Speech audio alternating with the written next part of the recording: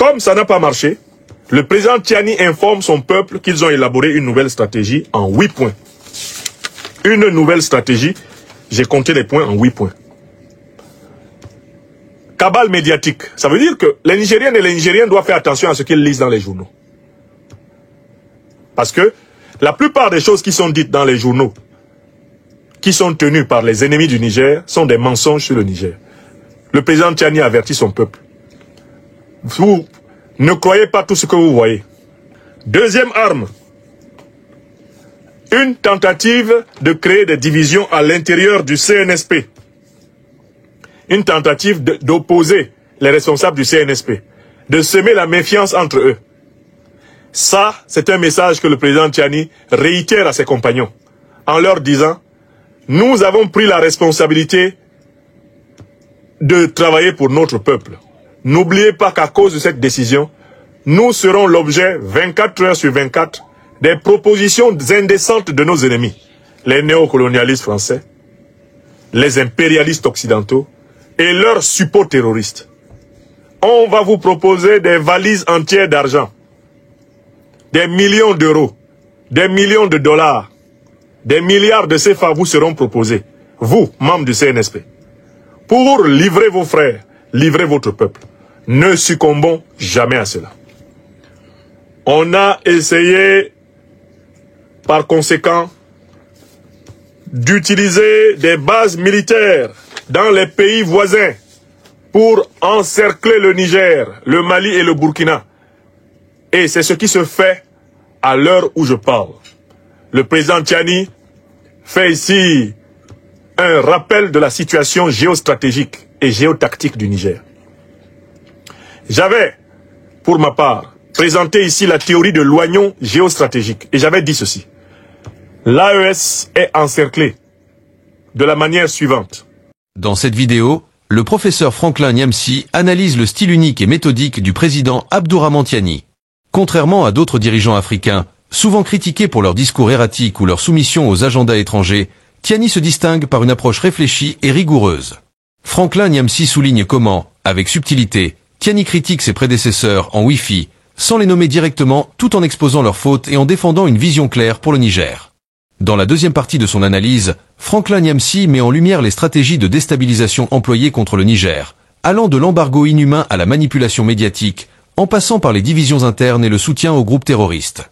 Il éclaire également la capacité de Tiani à mobiliser son peuple autour d'une pédagogie géopolitique inédite, tout en appelant à une vigilance constante face aux ennemis du Niger. Restez jusqu'à la fin pour comprendre pourquoi cette analyse va au-delà d'un simple discours et redéfinit les enjeux de souveraineté en Afrique.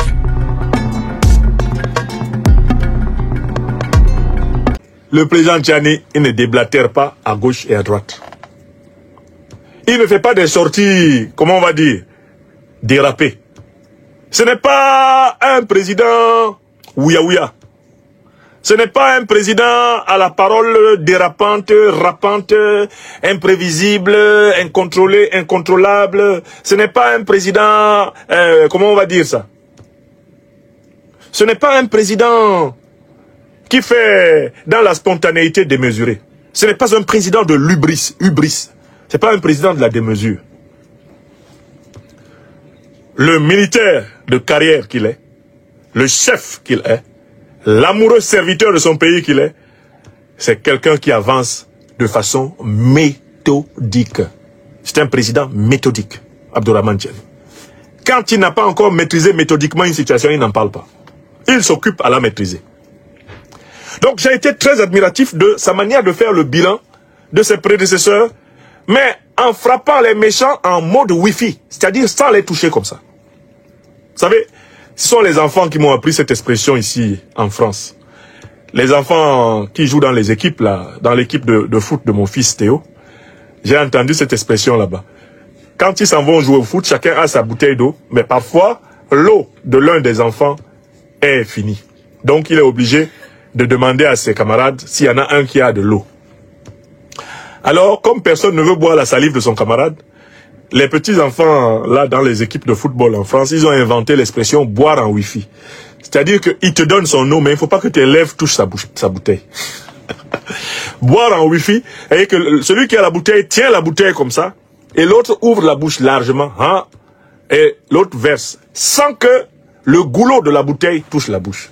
C'est ce qu'on appelle ici, chez les enfants là, boire en wifi. Tu bois en wifi, hein, il t'avertit avant de te donner. Et puis il tient sa bouteille comme ça et il te donne. Tu ouvres large ta bouche, il envoie un peu et puis il arrête parce que c'est son eau. Le président Tchiani, il a fait une critique en wifi de ses pires prédécesseurs. Il n'a nommé aucun. Mais tout le monde les a reconnus. Ceux qui ont bradé le Niger là, voilà, tout le monde les a reconnus. Le président Tchiani a procédé à une caractérologie. Il les a typologisés. C'est-à-dire que quand il te dresse le portrait du mauvais dirigeant, toi-même tu vois que ça c'est Bazoum.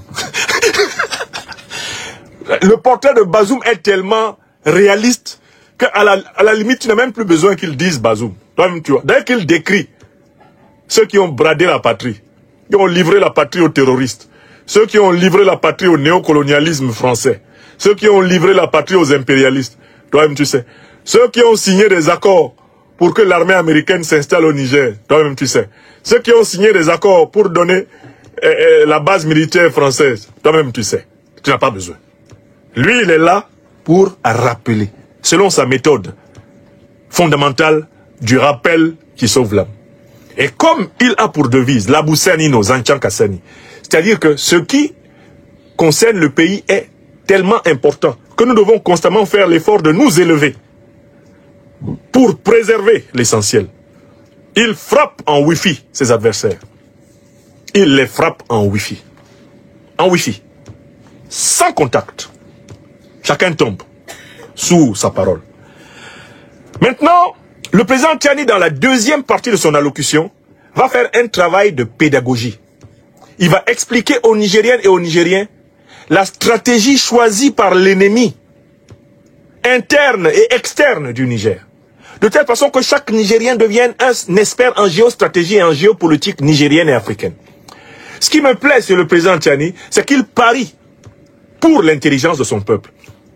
Il ne se comporte pas comme les dirigeants néocolonisés, les dirigeants vassaux de la France-Afrique, les despotes, Ouattara, Biya, qui ont l'habitude de parler une langue incompréhensible par le peuple, parce qu'ils n'ont de compte à rendre qu'à leur maître, les néocolonisateurs et les impérialistes occidentaux. Ici, le président Tchiani prend la peine de décrire la situation de l'adversité interne et externe. Et il va la décrire d'une manière limpide dans la deuxième partie de son discours. L'ennemi, à savoir le néocolonialisme français et l'impérialisme occidental, car c'est d'eux qu'il s'agit, a commencé par une attaque frontale contre le peuple nigérien, après la prise du pouvoir des révolutionnaires panafricanistes du CNSP le 26 juillet 2023. Ça a été l'embargo que le président Tchiani appelle un embargo inédit et inhumain. Inédit pourquoi? Parce qu'aucun texte de la CEDEAO ne permettait cet embargo. Aucun texte. C'est un embargo illégal et illégitime. Il est inédit au sens où, vraiment, rien n'a été édité qui préparait la mise en place d'un tel embargo. Deuxièmement, il est inhumain parce qu'il a entraîné des morts d'hommes dans les maternités. Des entreprises nigériennes qui ont fermé, des familles sont retrouvées au chômage. Des enfants n'ont pas pu aller à l'école. Cet embargo a entraîné des pertes lourdes pour l'État nigérien. Et par conséquent, ceci a entraîné des séquelles dans la population. Cet embargo a en réalité essayé de faire disparaître l'État nigérien, le dissoudre, le disséquer, le dépécer. Mais face à la mobilisation du peuple nigérien autour du CNSP et de son chef, le président Tchiani, et face à la mobilisation des peuples frères du Mali et du Burkina Faso, la méthode frontale choisie par la CEDEAO, pistonnée, comme l'a dit le président Laurent Gbagbo, dans le dos par le néocolonialisme français et par l'impérialisme occidental, cette méthode a échoué. Alassane Dramane Ouattara n'a jamais pu envoyer ses 1500 Gugus qui se seraient tous fait recirconcire à zéro s'ils avaient mis un seul de leurs pieds au Niger. C'est là que les Nigériens allaient leur expliquer qu'en Afrique de l'Ouest, on les connaît comme les coupeurs de pines. Wallahi billahi talay. Ouattara Dramane avait envoyé 49 mercenaires de Wagner au Mali. Ils ont été pris et ils ont été grassement nourris pendant 9 mois. Mais si Ouattara Draman s'amusait à envoyer à Tiani ces soi-disant 1500 Gugus pour combattre l'armée nigérienne, que je connais là, tous, ils auraient été circoncis à zéro. Personne ne serait rentré avec l'arbre et les deux noix à Abidjan. C'est là où ils allaient comprendre que c'est Aoussa qui coupe pine même à Abidjan là-bas. Parce que quand j'ai causé avec les militaires nigériens, vraiment, certains disaient vraiment la vie est terrible. Hein. Nous, on aurait vraiment aimé voir les gens de Ouattara. Si c'est seulement Alassane Ouattara là, même demain matin, qu'il envoie. Qu'il prenne n'importe quel compartiment de l'armée ivoirienne, il nous envoie ça. Nous, en Niamey, ici, on aime ça. On aime des garçons qui veulent affronter des garçons.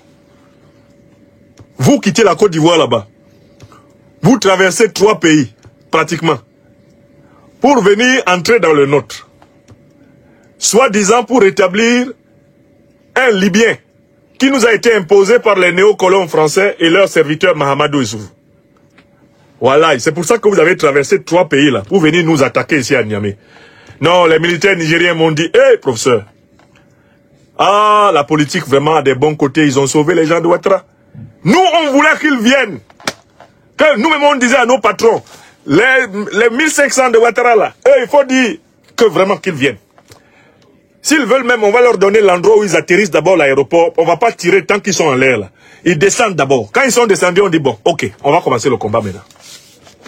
Ce que vous voulez là, vous allez avoir. Si un d'entre vous rentre à Abidjan, c'est que ce n'est pas nous, les militaires du Niger. Alassane Ouattara n'a jamais gagné de guerre. Toutes les guerres qu'il a gagnées sont celles qui ont été faites pour lui, par la France. Et par la jeunesse ivoirienne qu'il avait trompée. Alassane Ouattara n'a jamais gagné de guerre. Même en Côte d'Ivoire là-bas, il n'a jamais gagné de guerre. Si on le laissait avec le président Bédié là, Bédié n'en faisait qu'une bouchée. C'est pour ça qu'il a fui. Quand le président Bédié, exerçant le pouvoir, le cherchait, Ouattara a fui. Il sait. Il ne pouvait pas. Pourtant, il avait été Premier ministre pendant 3 ans en Côte d'Ivoire. C'est cherché rapidement. Quand le président Gbagbo a pris le pouvoir, Ouattara a essayé de récupérer le pouvoir en octobre 2000. Il a vu dedans. Il s'est cherché en même temps. Il lui a fallu le soutien d'une partie de la jeunesse ivoirienne. Il lui a fallu le soutien du Burkina Faso, du président Blaise Compaoré. Il lui a surtout fallu le soutien de la France, de Nicolas Paul Stéphane Sarkozy de Nagui Bokcha. C'est tout ça qui lui a permis, avec l'imprimatur de l'ONU, d'exercer le pouvoir. Mais un type qui n'a jamais eu la capacité de gagner lui-même une guerre, Ouattara Draman, vous imaginez que ce type sorte de Côte d'Ivoire avec 1500 hommes pour aller gagner une guerre au Niger? Non. Il y a vraiment des gens ici dehors. Je dis que les militaires nigériens là, quand ils marchent dans la journée comme ça, ils disent, oh vraiment, en 2023 là on a raté quelque chose. La politique nous a empêché de corriger Ouattara Draman.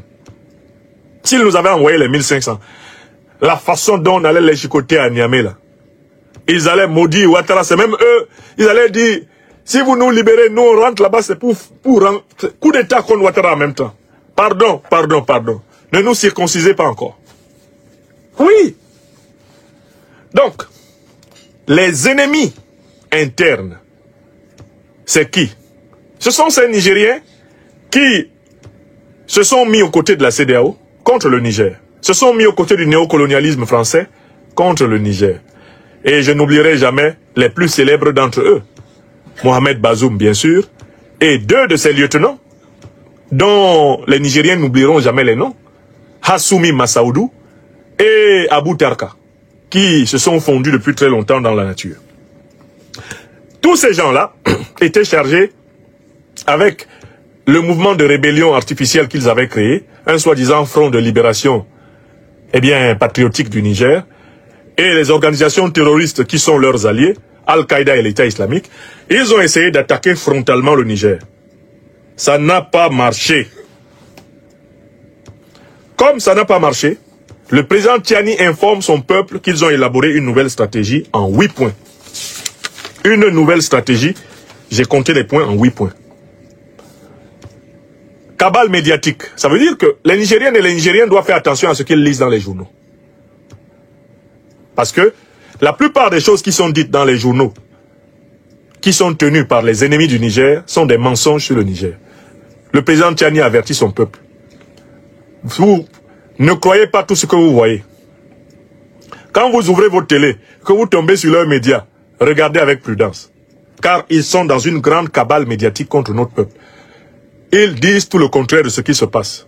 Et ils essayent absolument de nous enfoncer et de nous présenter sous le jour le plus triste et le plus mauvais.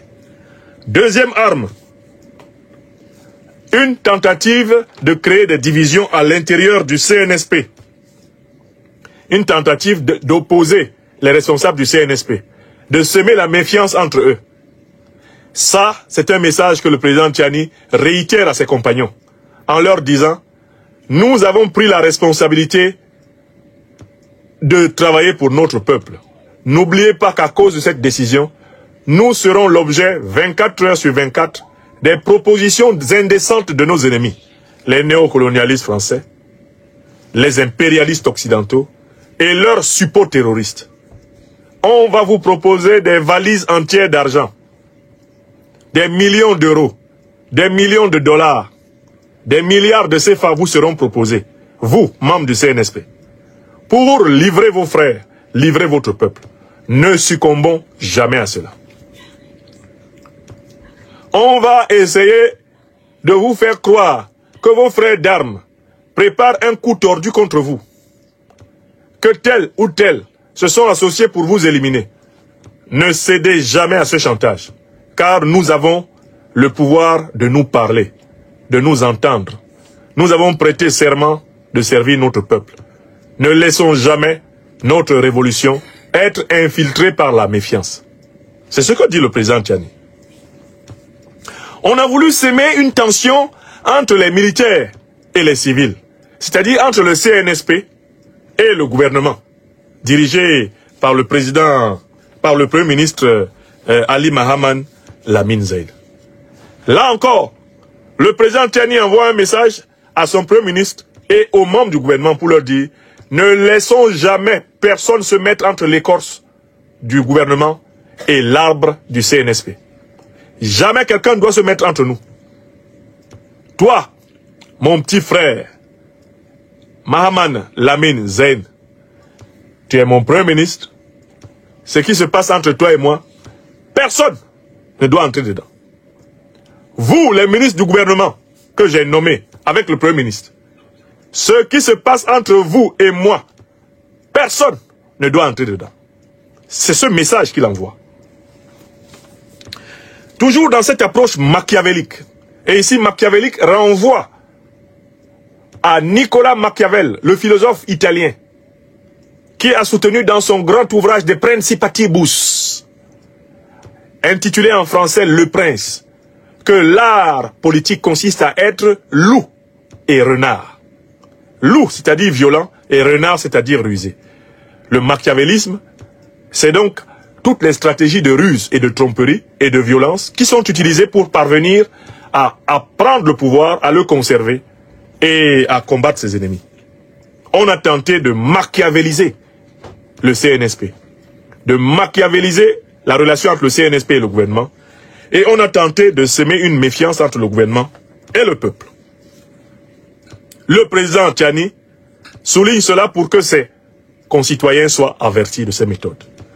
Troisième méthode, une campagne diplomatique de diabolisation du Niger. Vous avez bien vu comment on a tenté aux Nations Unies d'imposer comme ambassadeur du Niger à New York quelqu'un qui n'avait pas l'accréditation du gouvernement. Comment on a tenté d'empêcher le ministre nigérien des Affaires étrangères, Yahou Sangari, on a tenté de l'empêcher de s'exprimer au nom du Niger, avant finalement de plier les chines devant l'évidence. Vous avez vu toutes les tentatives de résolution et toutes les calomnies dont le Niger a été victime à l'international.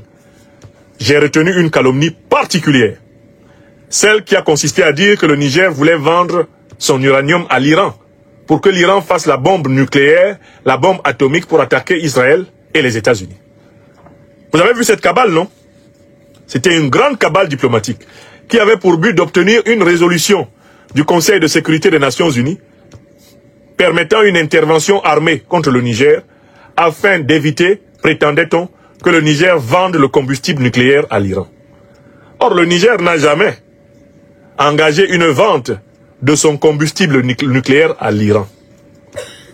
Le seul partenaire évoqué par le Niger dans l'exploitation présente et future de ce combustible nucléaire, à ce que nous sachions, c'est la Fédération de Russie. Bon, le Niger peut vendre son combustible nucléaire à la Fédération de Russie puisque c'est une puissance nucléaire. Maintenant, si la Russie décide de vendre ça à l'Iran, c'est pas le problème du Niger. Écrivez ça. Ça, c'est le problème de la Russie. Quand je te vends quelque chose, est-ce que je suis encore là pour te dire à qui tu dois vendre la chose? C'est ton problème. N'est-ce pas? La prolifération nucléaire là, dans les États occidentaux, c'est pas comme ça que ça s'est fait? Est-ce qu'il y a pas d'États occidentaux qui sont devenus nucléaires sans l'autorisation des autres? Qu'on arrête ce chantage. L'Afrique est imperméable à ce chantage. Donc, on a tenté de mener une campagne diplomatique de diabolisation du Niger. Heureusement, le Niger a tenu bon, ses alliés de l'AES ont tenu bon, et ses grands alliés du monde multipolaire ne se sont pas fait plier, eh bien, le coup au Conseil de sécurité. La Russie et la Chine ont veillé au grain, armés de leur puissant droit de veto. Chaque fois qu'on a voulu couper la tête du Niger au Conseil de sécurité, la Russie a dit « niet ». Niet. En russe, ça veut dire non. Voilà. Babou, To, Ngang, Aïe, ils ont dit non. Et les néocolons ont mordu régulièrement la poussière dans ce cénacle. Quatrième méthode pour combattre le Niger. On a engagé une guerre financière et économique pour étouffer le Niger. Le président Tchani dit que cette guerre continue. Alors qu'on prétend que l'embargo a pris fin, on continue de tout faire pour que l'État du Niger tombe en faillite. On continue de tout faire pour que l'État du Niger ne s'approvisionne pas librement de ses propres fonds souverains. On continue de tout faire pour bloquer les livraisons de marchandises pourtant dûment achetées par l'État du Niger. La guerre financière et économique se poursuit, d'autant plus que le Niger a encore sa main dans la bouche de la Banque de France à travers le franc CFA. Le président Tchani a promis que ses compagnons de l'AES et lui vont sortir le Sahel du franc CFA. Et c'est un élément essentiel qui justifie qu'il ait dit que la souveraineté n'est pas encore entièrement acquise. La souveraineté n'est pas encore entièrement acquise. Entre autres parce que l'Afrique sahélienne ne possède pas encore sa propre monnaie. On a essayé autre chose, c'est l'agitation sociale. Essayer de monter les syndicats de travailleurs, du privé, du public, pour les dresser contre le gouvernement. Ça n'a pas marché parce que le gouvernement et le CNSP ont veillé à faire fonctionner l'État nigérien sur moyens propres. On a tenté des démarches de division ethnique.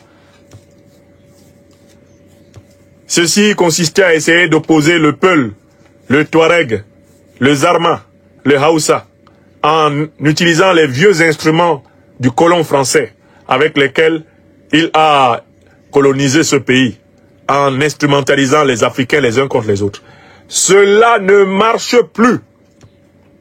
Parce que le peuple nigérien a atteint un niveau de maturité. Et parce que, autant en français qu'en Zarma, en Haoussa, en Foufoulde, les Nigériens sont informés des plans des ennemis externes et internes. Et ils savent désormais se tenir soudés afin de faire face à l'adversité. On a essayé, par conséquent, d'utiliser des bases militaires dans les pays voisins pour encercler le Niger, le Mali et le Burkina. Et c'est ce qui se fait à l'heure où je parle. Le président Tchani fait ici un rappel de la situation géostratégique et géotactique du Niger. J'avais, pour ma part, présenté ici la théorie de l'oignon géostratégique. Et j'avais dit ceci. L'AES est encerclé de la manière suivante. Premier cercle, les groupes armés terroristes qui sont infiltrés dans le territoire de l'AES. Deuxième cercle, les armées néocolonisées et vassales de la CEDEAO qui sont utilisées comme base arrière par les groupes armés terroristes. Troisième cercle, les bases militaires des puissances de l'OTAN qui sont en réalité les parraines et les sponsors non seulement des pays néocolonisés et vassaux de la CEDEAO, mais aussi des groupes armés terroristes. Voilà les trois cercles de l'oignon géostratégique qui a été mis en place contre l'Alliance des États du Sahel. Et je l'ai expliqué dans une conférence entière.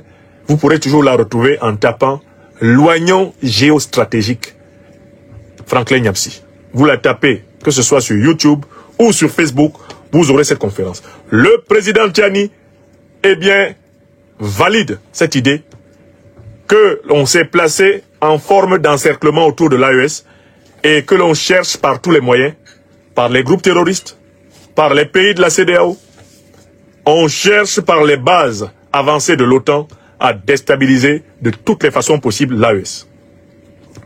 D'où il cite le 8e moyen, à savoir la formation, le renseignement, le soutien, le financement et l'aide matérielle logistique aux terroristes. Choses qui ont été accusées par le Mali, le Burkina et le Niger contre les puissances de l'OTAN et notamment contre la puissance française. Dossier toujours non examiné au Conseil de sécurité des Nations Unies. Donc le président Tiani a mis tous les Nigériens au même pied d'égalité que les membres du gouvernement. Toute Nigérienne, tout Nigérien qui a écouté ce discours savent les 8 stratégies utilisées par l'ennemi externe et interne pour attaquer le peuple nigérien. Or, celui qui sait peut donc prévoir, et celui qui peut prévoir peut agir. La connaissance procure la prévoyance améliore l'action. À travers cette analyse incisive, Franklin Nyamsi nous montre un président Tiani qui ne parle pas pour séduire, mais pour éduquer et mobiliser. Sa stratégie méthodique, combinée à une critique subtile mais implacable de ses prédécesseurs et adversaires, fait de lui un exemple de leadership réfléchi face aux défis internes et externes. Mais cette approche suscite des interrogations. Peut-elle réellement inspirer un changement durable, non seulement au Niger, mais aussi dans toute l'Afrique? Continuez à regarder cette vidéo pour découvrir comment le professeur Franklin Nyamsi analyse chaque détail de cette gouvernance et pourquoi il estime que Tiani pourrait incarner un nouveau modèle pour le continent. Si cette réflexion vous interpelle, partagez cette vidéo pour alimenter le débat sur l'avenir politique de l'Afrique. Qu'en pensez-vous? Besoin de modifications ou d'autres ajouts?